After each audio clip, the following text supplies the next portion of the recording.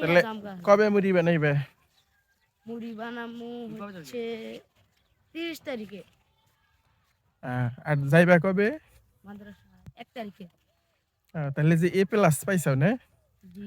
নুরানি class 3 তে A+ পাইছাও, তাহলে মিষ্টি আমগো মিষ্টি কবে খাম? মিষ্টি খিলামু হুজুর। আলমগীর হ্যাঁ মিষ্টি তো পাই। মিষ্টি পাই না দিলে? হ্যাঁ মিষ্টি পাই আমরা। তাহলে মিষ্টি না খাওয়াইলে তুমি মুড়ি খাওয়াই আমগো। আচ্ছা মুড়ি সব দায়িত্ব তুমি নেওয়া হল।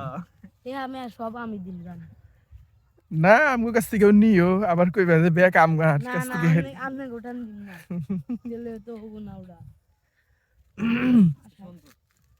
তেনা শীত লাগতেছে আমার, রোদের তাপ কো।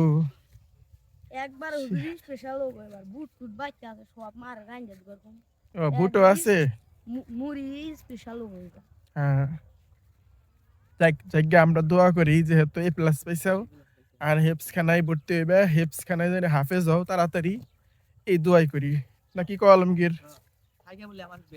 হ্যাঁ হ্যাঁ যেহেতু মোবাইলের এরকম আহানো অনেক কিছু নেশা নাই, যেমন ফেসবুক বোঝে না, গেম বোঝে না অতটা।